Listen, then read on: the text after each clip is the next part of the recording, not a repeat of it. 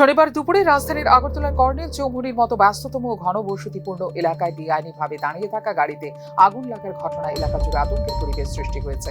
এলাকাবাসী ও অগ্নি নির্বাপক দপ্তরের তৎপরতায় আগুন নিয়ন্ত্রণে আসে। তবে গাড়িটির পাশে একটি দোকানে আগুন ছড়িয়ে পড়ায় দোকানটি ক্ষতিগ্রস্ত হয়। ক্ষতির পরিমাণ প্রায় 2.5 লক্ষ টাকার মতো হবে বলে জানিয়েছেন দোকানের মালিক দীপক চক্রবর্তীর ছেলে।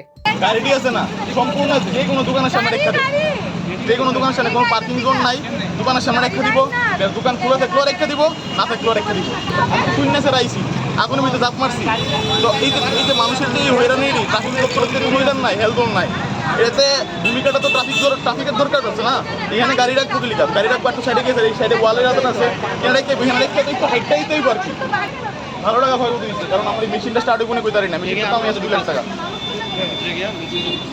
রাস্তার পাশে দাঁড়িয়ে থাকা গাড়িতে হঠাৎ আগুন লাগলে শুধুমাত্র এলাকাবাসী ও অগ্নি নির্বাপক দপ্তরের কর্মীদের তৎপরতায় ভয়ঙ্কর বিপদের হাত থেকে এদিন রক্ষা পেলেন এলাকাবাসী।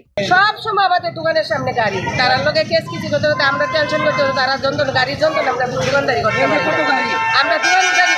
রাস্তার পাশে এইভাবে বেআইনিভাবে দাঁড়িয়ে থাকা গাড়িতে আগুন লাগার জন্য ট্রাফিক দপ্তরের উদাসীনতাকে দায়ী করেছেন এলাকাবাসী।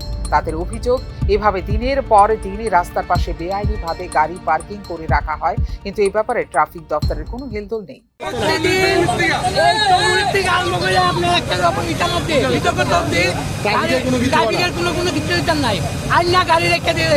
ট্রাফিক দপ্তরের উদাসীনতায় প্রশ্ন থেকে যায় একটাই, কুম্ভকর্ণের নিদ্রায় মগ্ন থাকা ট্রাফিক দপ্তরের ঘুম ভাঙবে কবে? দপ্তর যে উদাসীন তার প্রমাণ পাওয়া যায় কর্নেল চৌমুহনীর উদ্দেশ্যে আসা অগ্নি নির্বাপক দপ্তরের একজন কর্তব্যরত কর্মীর মুখে। শুনুন কি বলছেন তিনি। কর্নেল চৌমুহনী যথারীতি আমরা কর্নেল চৌমুহনী আসছি, কর্নেল চৌমুহনী পড়া তাবিক আমরা দেখেছি এদিকে, আমরা যদি বিদ্যুৎ করতে জমি দেয় তাহলে আমরা বিদ্যুৎ করতে জমি দিয়ে আইলাম বলে যে আমরা একটু উল্টা আইছি। এছাড়া দেখলাম এখানে একটা গাড়ির ভিতরে আগুন জ্বলতেছে, পাশে একটা দোকান আছে, দোকানটার ভিতরে দেখি ধরে অবস্থা এবং কিছু ক্ষতি হয়েছে, শাটার মাটার কিছু ক্ষতি হয়েছে, এই কি আর কি। আমরা আগরতলা 5-6 থেকে গেছি।